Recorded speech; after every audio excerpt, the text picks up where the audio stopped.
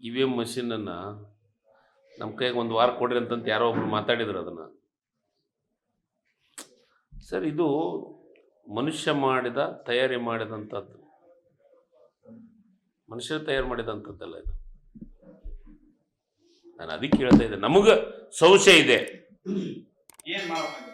ಅದು ಮುಂದಿನ ನಿರ್ಧಾರಗಳಾಗ್ತಾವೆ, ಅದ್ರ ಬಗ್ಗೆ ಇನ್ನೂ ಚರ್ಚೆಗಳು, ಅದ್ರ ಬಗ್ಗೆ ಚರ್ಚೆ ಮಾಡುವಂಥದ್ದಾಗುತ್ತೆ.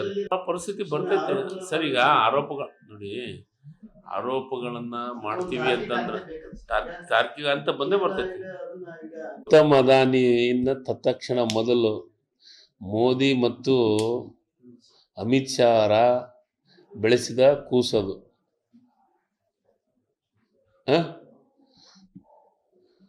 10 ವರ್ಷದಾಗ ಈ ದೇಶದ ಜಗತ್ತಿನ ಶ್ರೀಮಂತರಾಗ್ತಾರಂದ್ರೆ ಹೆಂಗ? ಅಮೇರಿಕ ದೇಶ ಈಗ ಅವ್ರನ್ನ ಅರೆಸ್ಟ್ ಮಾಡ್ಬೇಕಂತ ಹೇಳಿದೆ, ವಾರಂಟ್ ಇಶ್ಯೂ ಮಾಡಿದೆ. ಒಪ್ಪಿಸ್ಲಿ ಅವ್ರನ್ನ ಹೋಗಿ ನೋಡೋಣ. ಅದ್ರ ಬಗ್ಗೆ ಚರ್ಚೆಗಳು ಮಾಡ್ತಾರೆ, ಅದ್ರ ಬಗ್ಗೆ ಮಾತಾಡ್ತಾರೆ. ಈಗೇನು ವಾರಂಟ್ ಆಗಿದೆ, ಕಾನೂನು ತಜ್ಞರು ಮಾತಾಡ್ತಾರೆ ಅದ್ರ ಬಗ್ಗೆ. ಬಟ್ ಬೆಳೆಸಿದ ಕೂಸಂತೂ ಇವ್ರು ಬೆಳೆಸಿದ ಕೂಸ ಅದು. ಬಗ್ಗೆ ಹೇಳಿದ್ದೀನಲ್ಲ, ಒಳ ಮೀಸಲಾತಿ ಬಗ್ಗೆ ಅಂಕಿ ಅಂಶಗಳನ್ನ ಆಧಾರದ ಮೇಲೆ ಮಾಡ್ರಿ ಅಂತ ಒಪ್ಪಿಗೆ ಕೊಟ್ಟಿದ್ದೀವಲ್ಲ ಆಲ್ರೆಡಿ. ತಿಂಗಳ ಅವಧಿ ಕೊಟ್ಟಿದ್ದೀವಿ, ಅದಕ್ಕೆ ಆಯೋಗವನ್ನು ನೇಮಕ ಮಾಡಿದ್ದೀವಿ. ಬುದ್ಧಿವಂತಿಕೆ ಒಂದು ಬಿಡೋದು ಒಂದು ಮಾಡೋದು, ಒಂದು ಬಿಡೋದು ಒಂದು ಮಾಡೋದು, ತಮಗೆ ಅವಶ್ಯಕತೆ ಎಲ್ಲಿದೆ ಅದನ್ನು ಮಾಡೋದು. ಏನು ನಾನು ಕೇಳ್ತೀನಿ, 3 ವರ್ಷದ ಅವಧಿ, 3 ಅವಧಿ ಒಳಗೆ, ಎರಡು ಅವಧಿ ಒಳಗೆ ಈ ದೇಶದೊಳಗೆ ಅಂಥ ಗನಂದಾರಿ ಕೆಲಸ ಏನು ಮಾಡಿದ್ದಾರೆ ಮೋದಿಯವರು? ಎಲ್ಲರಿಗೂ ವಿರೋಧ ಅಲೆ ಇರ್ತೈತೆ, ಮೋದಿಯವ್ರಿಗೆ ವಿರೋಧ ಅಲೆ ಏನೇ ಇಲ್ವಾ? 2 ಅವಧಿ ಒಳಗ ಈ ದೇಶದ ರೈತರಿಗೆ ಏನು ಕೊಟ್ಟರೆ ಕೊಡುಗೆ ಇವ್ರದ್ದು? ಎಷ್ಟು ಡ್ಯಾಮ್ ಕಟ್ಟಿದ್ದಾರೆ? ಯಾವ ಕಾರ್ಮಿಕರಿಗೆ ಅನುಕೂಲ ಆಗಿದೆ? ಯಾವ ಬಡವ್ರ ಬಗ್ಗೆ ಒಂದು ಚಿಂತನೆ ಆಗಿದೆ ಹೇಳಿ? ಚರ್ಚೆ ಮಾಡೋಣ.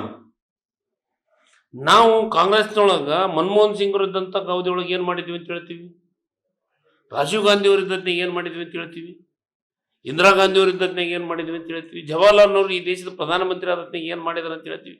ಈ ದೇಶದೊಳಗ ಒಂದು ಗುಂಡು ಪಿನ್ನು ಏನು ಸೂಜಿ ಅಂತೀವಲ್ಲ, ಹೊಲಿಲಿಕ್ಕೆ ಬರುವಂಥ ಸೂಜಿ ಫ್ಯಾಕ್ಟ್ರಿ ಸತ್ಯ ನಮ್ಮ ಹತ್ರ ಇದ್ದಿದ್ದಿಲ್ಲ.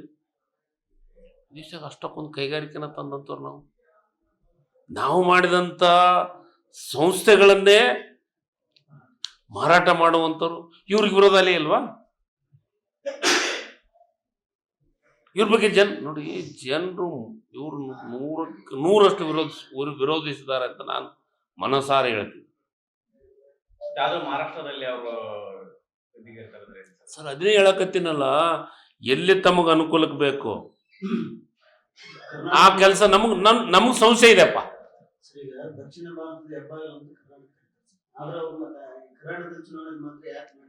ಅದನ್ನೇ ಹೇಳಕತ್ತೀನಿ, ಸಿಚುಯೇಷನ್ ಪರಿಸ್ಥಿತಿಯನ್ನು ನಾನು ಈಗ ಅವ್ರು ಹಂಗಂತಾರಲ್ರಿ, ನನಗಿದು ಸಂಶಯ ಕಾಡುತ್ತೆ. ಯಾಕೆ EVM ಅನ್ನ ಅಮೆರಿಕದವ್ರು ಬ್ಯಾನ್ ಮಾಡಿದ್ರು? ಯಾಕೆ EVM ಅನ್ನ ಜಪಾನ್ದವ್ರು ಬೇರೆ ಬೇರೆ ನಮ್ಗಿಂತ ಮುಂದುವರೆದ ರಾಷ್ಟ್ರಗಳು ಯಾಕೆ ಬ್ಯಾನ್ ಮಾಡಿದ್ರು? ನೀವು ಬೇರೆ ದೇಶವನ್ನ ಬೇರೆದಕ್ಕೆ ಹೋಲಿಸ್ತೀರಿ, ಇದನ್ನ ಯಾಕೆ ಹೋಲ್ಸವಲ್ರಿ? ಇದ್ರ ಬಗ್ಗೆ ಯಾಕೆ ಮಾತಾಡವಲ್ರಿ? ತಂತ್ರಜ್ಞಾನ ಇದರಿಂದ ಅಪಾಯ ಇದೆ ಅಂತ ನಮ್ಮ ಅನಿಸಿಕೆ. ಈಗ ಹಿಂದೆ EVM ಮಷೀನ್ ಮಾಡಿದ್ರೆ ಜಪಾನ್ದವ್ರು ವಾಪಸ್ ತೆಗೆದ್ರಲ್ಲ. ಇದು ಇತಿಹಾಸ ಐತೆ, ನಾನು ಹೇಳೋದಲ್ಲಿದ್ದು. ನಾನು ಎಲ್ಲ ಒಂದು ಕಡೆ ಇತಿಹಾಸದ ಎಲ್ಲ ಮಾಧ್ಯಮದೊಳಗೆ ನೋಡಿದ್ದು, ಸೋಷಿಯಲ್ ಮೀಡಿಯಾದಾಗ ನೋಡಿದಂಥದ್ದನ್ನು ಕೇಳಿದ್ದು ನಾನು. ಈಗ ಮೊನ್ನೆ ನಮ್ಮ ಮುಖ್ಯಮಂತ್ರಿಗಳು ಅದ್ರ ಬಗ್ಗೆ ಮಾತಾಡಿದ್ರು, ಮತ್ತು ನಮ್ಮ ಹರಿಯಾಣದ ನಮ್ಮ ಪಕ್ಷದ ಮುಖಂಡರೆಲ್ಲರೂ ಚುನಾವಣೆ ಆಯೋಗಕ್ಕೆ ಹೋಗಿ ಕಂಪ್ಲೇಂಟ್ ಕೊಟ್ಟು ಬಂದ್ರು. ಕೇಂದ್ರದಲ್ಲಿ ಆಡಳಿತ ಹಿಡಿಯಕ್ಕೆ ಸಾಧ್ಯ ಆಗಲ್ಲ ಕಾಂಗ್ರೆಸ್ಗೆ ಅಂತ ನನ್ನ ಅನಿಸಿಕೆ. ಜನರೇ ಇದನ್ನ ಮುಂದಿನ ದಿನಮಾನದಾಗ ಏನು ತೀರ್ಮಾನ ಮಾಡ್ತಾರೆ. ಇದೆಲ್ಲ ಒಂದ್ ಕಡೆ ಸಂಶಯ ಅಂತೂ ಕಾಡ್ತಾ ಇದೆ ಮನಸ್ಸಿಗೆ. ನಾವೇನು 136 ಆಗೈತೆ ಅಂದ್ಗಾನೆ ಅದನ್ನ ಮರಿತೀವಂತಲ್ಲ. ಯಾಕಂದ್ರೆ ನಮ್ಮ 3ನೇ ಚುನಾವಣೆ, ನಂದೇ ಚುನಾವಣೆ. ನಾನು ಎಲ್ಲಿ ಹೋದ್ರೂ ಜನ ನನ್ನ ವಿರೋಧ ವ್ಯಕ್ತಪಡಿಸಿಲ್ಲ. ಸಣ್ಣ ಪುಟ್ಟ ವಿರೋಧಕ್ಕೆ 12,000 ಲೀಡ್ ಆಗತ್ತ, ಅದು ನಮ್ಮ ನೋವು ಇದೆ. ಅದ್ರ ಬಗ್ಗೆ ಸತತವಾದಂಥ ಪ್ರಯತ್ನಗಳು ನಡೀತಾ ಇದ್ದಾವೆ. ನೋಡೋಣ, ಕಾಲ ಬಂದೇ ಬರ್ತೈತಿ. ಇದು ರಿಸಲ್ಟ್ ಬಳಿಕ ಬಂಗಾರ ಹನುಮಂತ್ ಅವರು ತಮ್ಮ ಹೆಸರು ಪ್ರಸ್ತಾಪ ಮಾಡ್ತಾರೆ. ಶಿವರಾಜ್ ತಂಗಡಿ ಅವರು ಎಲ್ಲೆಲ್ಲಿ ಓಡಾಡಿದ್ದಾರೆ, ದರೋಜಿ ಭಾಗದಲ್ಲೆಲ್ಲ ಸಿಕ್ಕಾಪಟ್ಟೆ ಓಡಾಡಿದ್ದಾರೆ, ಅಲ್ಲೆಲ್ಲ ಹಣ ಹಂಚಿಲ್ಲಿದ್ದಾರೆ. ಹಾಗಾಗಿ ಕೆಲವು ನೋಡಿ, ನಾನು ಜನರಿಗೆ ಸತ್ಯವನ್ನು ಹೇಳಿದ್ದೀನಿ. ಕಾಂಗ್ರೆಸ್ ಪಕ್ಷ ಯಾವ್ಯಾವ ಸಮಾಜಕ್ಕೆ ಏನೇನು ಮಾಡಿದೆ ಅನ್ನೋದನ್ನು ಸತ್ಯ ಭಾಷಣದೊಳಗೆ ಮಾತಾಡಿದ್ದೀನಿ. ಸುಳ್ಳನ್ನು ನಂಬಾಡ್ರಿ ಅಂತ ಹೇಳಿದ್ದೀನಿ. ಬಂಗಾರ ಲಕ್ಷ್ಮಣ ಜನಾರ್ದನ್ ರೆಡ್ಡಿ ಅವರಿಂದ ಬೆನ್ನತ್ತೆ ಸೋತ. ಎರಡು ಮಾತನೇ ಇಲ್ಲ. ನಾನು ಸತ್ಯ ಹೇಳಿದ್ದೀನಿ. ನಮ್ಮ ಸರ್ಕಾರ ಸಿದ್ದರಾಮಯ್ಯನವರು, ಡಿ ಕೆ ಶಿವಕುಮಾರ್ ಅವರು ಏನು ಮಾಡಿದ್ದಾರೆ ಅಂತ ಸತ್ಯ ಹೇಳಿದ್ದೀನಿ. ಆಮೇಲೆ ಹಿಂದಿನ UPA ಸರ್ಕಾರ ಏನು ಮಾಡಿದೆ ಅಂತ ಸತ್ಯ ಹೇಳಿದ್ದೀನಿ. BJP ಅವರು ಎಷ್ಟು ಸುಳ್ಳು ಹೇಳ್ಬೇಕಾಗೈತೆ ಅಷ್ಟು ಸುಳ್ಳನ್ನು ಹೇಳಿದ್ದನ್ನು ಅದನ್ನು ಜನರಿಗೆ ಮನವರಿಕೆ ಮಾಡಿಕೊಟ್ಟಿದ್ದೀನಿ. ದುಡ್ಡು ತೊಗೊಂಡೋಗಿ ನಾನು ಯಾವ ದುಡ್ಡನ್ನು ಖರ್ಚು ಮಾಡೋಂಥ ಪ್ರಶ್ನೆ ಇಲ್ಲ. ದುಡ್ಡಿನ ಅವಶ್ಯಕತೆ ನನಗಿಲ್ಲೂ ಇಲ್ಲ, ನನ್ನ ಹತ್ರನೇ ಇಲ್ಲ. ದುಡ್ಡು ಅವ್ರಿಗೆ ಎಲ್ಲಿ ಕೊಡಲಿ? ನಾನೇ ಸಾಲಗಾರದೀನಿ. ಈಗ ಫಸ್ಟ್ ರಿಯಾಕ್ಷನ್ ಅಲ್ಲೇ ತಮ್ಮ ಹೆಸರು ಹೇಳ್ಬೋದು. ಕೆಲಸ ಮಾಡಿದ್ದೀವಿ, ನಾವೆಲ್ಲರೂ ಸೇರಿ ಕೆಲಸ ಮಾಡಿದ್ವಿ. ಒಂದಂತೂ ಸತ್ಯ ಹೇಳಿದ್ದೀನಿ. ಚುನಾವಣೆ ಪೂರ್ವದಾಗ ನಾನು 2 ಕಡೆ, ಒಂದು ಸಂಡೂರು, ಒಂದು ಸಿಗ್ಗಾಂವ್, ನಾನು 2ಕ್ಕೆ2 ಗೆಲ್ಲುತ್ತೆ. ಚನ್ನಪಟ್ಟಣ ಮುಖ್ಯಮಂತ್ರಿಗಳು ಹೇಳ್ತಾ ಇದ್ರು ಗೆಲ್ಲುತ್ತಂತ. ಈಗ 3 ಗೆದ್ದಿದ್ದೀವಿ. ಕಾಂಗ್ರೆಸ್ ಅಭ್ಯರ್ಥಿ ಸೋಲ್ತಾರ ಅನ್ನೋ ಇದಕ್ಕೆ CM ಸಿದ್ದರಾಮಯ್ಯ ಅವರು ಸಂಡೂರಲ್ಲಿ ಬಂದು ಅವರು ಕೂಡ ಒಂದೇ ದಿನದಲ್ಲಿ 3 ಕೋಟಿ ರೂಪಾಯಿ ಹೆಚ್ಚು ಹಂಚಿದ್ದಾರೆ ಅಂತಂದು ಜನಾರ್ದನ್ ರೆಡ್ಡಿಗೆ ಪ್ರೆಸ್ ಮೀಟ್ ಮಾಡಿ ಹೇಳಿದ್ದಾರೆ ಸರ್. ಜನಾರ್ದನ್ ರೆಡ್ಡಿ ಅವ್ರ ವಿಚಾರ, ನಮ್ಮ ಹತ್ರ ದುಡ್ಡಿಲ್ಲ, ಇಲ್ಲಿಗಲ್ ಮೈನ್ಸ್ ಇಲ್ಲ, ಯಾವ ಮೈನ್ಸ್ ತಗೋ ಮಾಮೂಲಿ ಎತ್ತಿಲ್ಲ. ನಾವು ಬಡವರ ಪರ ಇರೋಂಥವ್ರು, ಸಾಮಾನ್ಯ ಜನರ ಪರ ಇರೋಂಥವ್ರು, ಕಾರ್ಮಿಕರ ಪರ ಇರೋಂಥವ್ರು. ನಮಗೆ ಬಡವರೇ ಬಗ್ಗೆ ಚಿಂತನೆ ಮಾಡಿ ಅವ್ರಿಗೆ ಯೋಜನೆ ತರುವಂಥದ್ದು. ಅಕ್ಕಿ ಬಗ್ಗೆ ಇಷ್ಟೆಲ್ಲ ಮಾತಾಡ್ತಾರಲ್ಲ BJP ಅವರು, ಅನ್ನಭಾಗ್ಯದ ಬಗ್ಗೆ. ಅನ್ನಭಾಗ್ಯದ ಬಗ್ಗೆ ಮಾತಾಡುವ ನೈತಿಕ ಹಕ್ಕೇ ಇಲ್ಲ ಇವ್ರಿಗೆ. BJP ಕಾಂಗ್ರೆಸ್ ಗೌರ್ಮೆಂಟ್ ಇದ್ದಾಗ, ಸಿದ್ದರಾಮಯ್ಯ ಇದ್ದಾಗ 7 kg ಅಕ್ಕಿ ಕೊಟ್ಟಿವಿ ನಾವು. ಇವ್ರ ಸರ್ಕಾರ ಬಂದು ತಕ್ಷಣ ಇಡೀ ರಾಜ್ಯದೊಳಗ ಎಲ್ಲರಿಗೂ 2 kg ಅಕ್ಕಿ ಕಮ್ಮಿ ಮಾಡಿದ್ರು. ಏನಾಗಿದೆ? ಅವನು ಕೆಲವೊಂದಿಷ್ಟು ಸಮಸ್ಯೆಗಳು ಆಗಿದಾವ. ಏನು ಕಾರ್ಡ್ ರದ್ದು, ನಮ್ಮ ಬಡವ್ರು ಯಾರಾದ್ರೂ ಅವ್ರು ಸರಿ ಮಾಡ್ತೀವಿ. ನಾವೆಲ್ಲ ಅದ್ರ ಬಗ್ಗೆ ಚರ್ಚೆ ಮಾಡಿದ್ವಿ ಕ್ಯಾಬಿನೆಟ್ ಒಳಗೆ. ಯಾರು ಇನ್ಕಮ್ ಟ್ಯಾಕ್ಸ್ ಕಟ್ತಾರ, ಯಾರು ಸರ್ಕಾರಿ ನೌಕರರು ಅದಾರ, ಯಾರು ಸಹಕಾರಿ ಸಂಘಗಳು ನೌಕರಿ ಮಾಡ್ತಾರ, ಯಾರು ಕೇಂದ್ರ ಸರ್ಕಾರದ ನೌಕರಿ ಮಾಡ್ತಾರ. ಕೆಲವೊಂದಿಷ್ಟು ಗೈಡ್ಲೈನ್ಸು ಕೇಂದ್ರ ಸರ್ಕಾರದ ಗೈಡ್ಲೈನ್ಸ್ಗಳೇ ಅದಾವು. ಅದ್ರ ಬಗ್ಗೆ ಮಾತಾಡೋಲ್ಲ. ಏನು ದುಡ್ಡಿಂದ ಸಲ ಆಗತ್ತೆ, ಕಾಂಗ್ರೆಸ್ ಅವರು ಕಾರ್ಡ್ ರದ್ದು. ನೋ ಬೇ, ಯಾರು ಬಡವರು ಅದಾರ ಅವ್ರಿಗೆ ಕಾರ್ಡ್ ಕೊಡ್ತೀವಿ. 100% ಸರ್ವೆ ಮಾಡೇ ಮಾಡ್ತೀವಿ, ಕ್ಲಿಯರ್ ಮಾಡೇ ಮಾಡ್ತೀವಿ. ಈಗ ಬಂಗಾರ ಅಂತೂ ಈಗ ರಿಸಲ್ಟ್ ಆದ ನಂತರ ತೊಡೆ ತಟ್ಟಿ ಹೇಳಿದ ಸರ್ 30,000 ಲೀಡ್ ಇತ್ತು, ನಾನು ಅದನ್ನ ಕಡಿಮೆ ಮಾಡಿದ್ದೀನಿ ಅಂತಂದು. ಕಾಂಗ್ರೆಸ್ ನ ಹುಟ್ಟಡಗಿಸಿದ್ದೀನಿ ಅಂತ ಹೇಳಿದ್ರು. ಕಾಂಗ್ರೆಸ್ನ ಹುಟ್ಟಡಗಿಸೋದು ಬಂಗಾರ ಲಕ್ಷ್ಮಣ ಕಡೆಂದು ಸಾಧ್ಯ ಇಲ್ಲ, ಬಂಗಾರ ಹನುಮಂತನ ಕಡೆಯಿಂದನೂ ಸಾಧ್ಯ ಇಲ್ಲ, ಮತ್ತೆ ಜನಾರ್ದನ್ ರೆಡ್ಡಿ ಅವ್ರ ಕಡೆಯಿಂದನೂ ಸಾಧ್ಯ ಇಲ್ಲ. ಯಾರ ಕಡೆಯಿಂದನೂ ಸಾಧ್ಯ ಇಲ್ಲ. ಜನ ಮಾತ್ರ ನಾವೇನೇ ಎದುರಿದ್ರು, ಯಾವ ನಾಯಕರಿಗೆ, ಈ BJP ನಾಯಕರಿಗೆ ಹೆದರಂತ ಪ್ರಶ್ನೆ ಇಲ್ಲ. ನಾವು ಹೆದರೋದು ಜನರಿಗೆ ಮಾತ್ರ. ಈ ಉಪಕರಣದಲ್ಲಿ ಇಬ್ಬರು ಮಾಜಿ ಮುಖ್ಯಮಂತ್ರಿಗಳಿಗೆ ಭಿಕ್ಷಾಟನೆ ನಿಶ್ಚಿತವಾಗಲೂ ಮಾಜಿ ಮುಖ್ಯಮಂತ್ರಿಗಳ ಮಕ್ಕಳೇ ಸೋತಿದ್ದಾರೆ. ಇದು ಒಂದು ದೊಡ್ಡ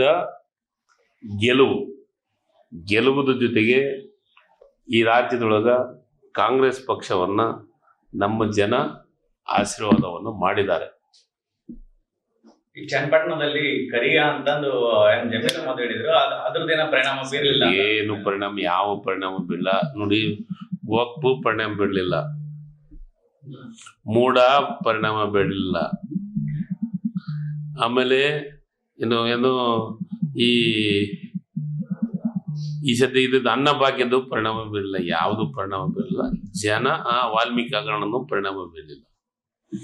ವಾಲ್ಮೀಕಿ ಏನೇನು ಹಗರಣಗಳಾಗಿದ್ವಿ ಅದನ್ನ ತನಿಖೆ ಕೊಟ್ಟಿದ್ದೀವಿ, ತನಿಖೆ ಮಾಡ್ತಾ ಇದೆ. ಯಾರು ತಪ್ಪಿಸ್ತಾರೋ ಅವ್ರು ಶಿಕ್ಷೆ ಕೊಡ್ತೀವಿ. ಮತ್ತು ಈ ರಾಜ್ಯ ಜನ ನಮ್ಮ ಪರವಾಗಿದ್ದಾರಂತ 3 ಕ್ಷೇತ್ರದೊಳಗೂ ಒಂದು ಒಳ್ಳೆಯ ರಿಸಲ್ಟನ್ನು, ಉತ್ತಮ ಫಲಿತಾಂಶವನ್ನು ಕೊಟ್ಟಿದ್ದಾರೆ ಜನ. ರಿಸಲ್ಟ್ ನಾನು ಮಾಧ್ಯಮದೊಳಗೆ ಹೇಳ್ತಾ ಇದ್ದೆ 3ಕ್ಕೆ 3 ಗೆಲ್ತೀವಿ ಅಂತ. ಇವತ್ತು 3ಕ್ಕೆ 3 ಒಳ್ಳೆ ಲೀಡ್ನೊಳಗೆ ಗೆದ್ದಿದ್ದೀವಿ. ಸೊಂಡೂರು 12,000 ಲೀಡ್ ಒಳಗೆ ಗೆದ್ದಿದ್ದೀವಿ. ಶಿಗ್ಗಾಂವು ಈಗಾಗಲೇ 12,000 ಶಿಗ್ಗಾವಿದೆ. ನನಗನ್ಸಿದ ಮಟ್ಟಿಗೆ 25,000ಕ್ಕಿಂತ ಹೆಚ್ಚು ಲೀಡ್ನೊಳಗ ಇದು ಚನ್ನಪಟ್ಟಣ ಇದೆ.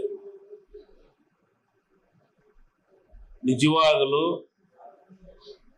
ಈ ಚುನಾವಣೆ ಒಳಗೆ ಜನರು ಮನಸ್ಫೂರ್ತಿಯಾಗಿ ಕಾಂಗ್ರೆಸ್ ಅನ್ನ ಬೆಂಬಲಿಸಿದ್ದಾರೆ. ಇದೇ ರೀತಿ ಕಾಂಗ್ರೆಸ್ ಅನ್ನ MP ಚುನಾವಣೆಯೊಳಗೂ ಬೆಂಬಲಿಸಿದ್ರು.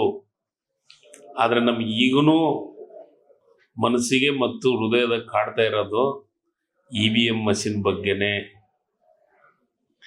ತಮಗ ಅನುಕೂಲಕ್ಕೆ ತಕ್ಕಂತೆ ಏನು ಹಿಂದೆ ಮೊನ್ನೆ ಚುನಾವಣೆ ಒಳಗ ನಮ್ಮ ನಾಯಕರು ಆಪಾದನೆ ಮಾಡಿದ್ರು.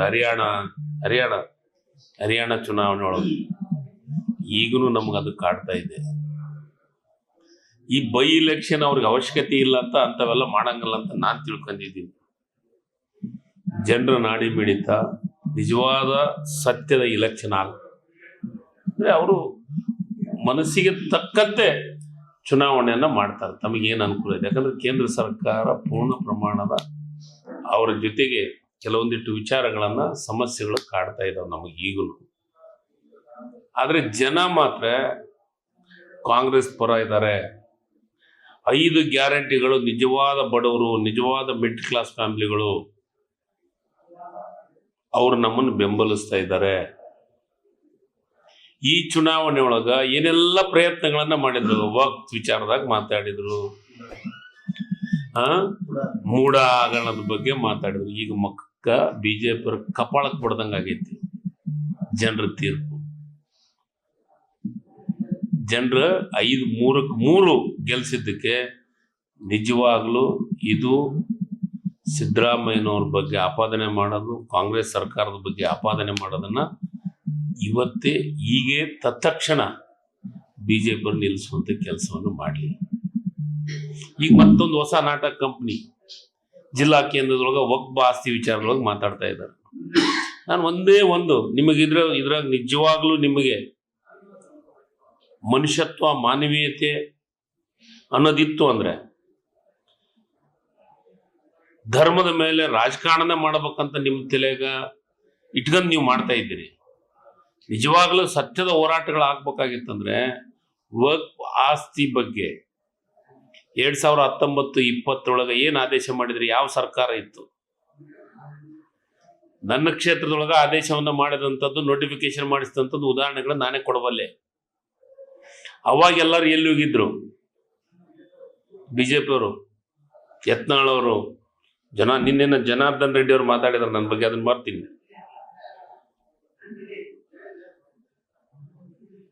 ಅದಕ್ಕೆ ಜನ ಬುದ್ಧಿವಂತರಿದಾರ. ಮತ್ತು ಸೊಂಡೂರು ವಿಧಾನಸಭಾ ಕ್ಷೇತ್ರದ ವಿಚಾರಕ್ಕೆ ಜನಾರ್ದನ್ ರೆಡ್ಡಿ ಅವರು ಎಲ್ಲಿ ಕಾಲಿಡ್ತಾರ, ಜನಾರ್ದನ್ ರೆಡ್ಡಿ ಅವರು ಎಲ್ಲಿ ಜವಾಬ್ದಾರಿ ತಗೊಂತಾರ, ಜನ ಅವ್ರನ್ನು ಸೋಲಿಸ್ತಾರೆ. ಯಾಕಂದ್ರೆ ಅವರು ಸುಳ್ಳಿನ ಸರದಾರರು. ಬಳ್ಳಾರಿ ಜಿಲ್ಲೆಯೊಳಗ ಏನು ಎಂಟ್ರಿ ಕೊಟ್ಟಗಳನ್ನೇ ಜನಾರ್ದನ್ ರೆಡ್ಡಿ ಅವರು ಎಂಟ್ರಿ ಕೊಟ್ಟ ಮೇಲೆ ಏನ್ ಬಳ್ಳಾರಿನ ಕಿತ್ತಿ ಒಗದಂಗ್ ಮಾಡ್ತಿದ್ರು. ಸಾಧ್ಯ ಇಲ್ಲ. ಬಳ್ಳಾರಿ ಜನರು ಬುದ್ಧಿವಂತರಾಗಿದ್ದಾರೆ. ಈಗ ಮುಂದಿನ ದಿನ ನಮ್ಮ ಕೊಪ್ಪಳ ಜಿಲ್ಲಾದವರು ಬುದ್ಧಿವಂತರಾಗ್ತಾರೆ, ಆಗಿದ್ದಾರೆ. ಆಲ್ರೆಡಿ ಗೊತ್ತಾಗಿದೆ ಎಷ್ಟು ಸುಳ್ಳು ಹೇಳ್ಬೇಕಾಯ್ತು. ಈಗ ನನ್ನ ಬಗ್ಗೆ ತಂಗಡಿಗೆ ಅವರಿಗೆ ಸರ್ಕಾರ ಬಿದ್ದೋಗುತ್ತ ಅನ್ನೋ ಟೆನ್ಷನ್ನು, ಶಿವರಾಜ್ ತಂಗಡಿಗೆ ಸರ್ಕಾರ ಬಿದ್ದೋಗುತ್ತ ಅನ್ನೋ ಟೆನ್ಷನ್ ಒಟ್ಟು ಇಲ್ಲ. ಮತ್ತು ಸರ್ಕಾರ ರಚನೆ ಮಾಡೋ ಶಕ್ತಿ, ಕೆಪಾಸಿಟಿ BJP ಇಲ್ಲ. ನೀವು ಪ್ರಯತ್ನ ಮಾಡಕತ್ತೀರಿ, ಖರೀದಿ ಮಾಡಬೇಕು, ಶಾಸಕರನ್ನ ಖರೀದಿ ಮಾಡ್ಬೇಕು, ಅವ್ರನ್ನ ಖರೀದಿ ಮಾಡ್ಬೇಕು. ಆ ರೀತಿ ಖರೀದಿ ಮಾಡಂತಕ್ಕ ನೀವೆಲ್ಲ 100 ಕೋಟಿ 1000 ಕೋಟಿ ನೀವು ಎಲ್ಲೆಲ್ಲಿ ಗೆದ್ದಿರಿ, ಎಲ್ಲೆಲ್ಲೇ ಇದು ಮಾಡಿದ್ರಿ, ಎಲ್ಲವೂ ನೀವು ಮನಸಾರೆ 100ಕ್ಕೆ 100ರಷ್ಟು ಕರ್ನಾಟಕ ಗೆದ್ದಿಲ್ಲ. ಅದಕ್ಕೆ ಈ ಸತಿ ಚುನಾವಣೆ ಫಲಿತಾಂಶ ಇಡೀ BJPಗೆ ಎಚ್ಚರಿಕೆ ಕೊಟ್ಟಂಗಾಗಿದೆ. ಸರ್ ಈಗ ಸಂಡೂರು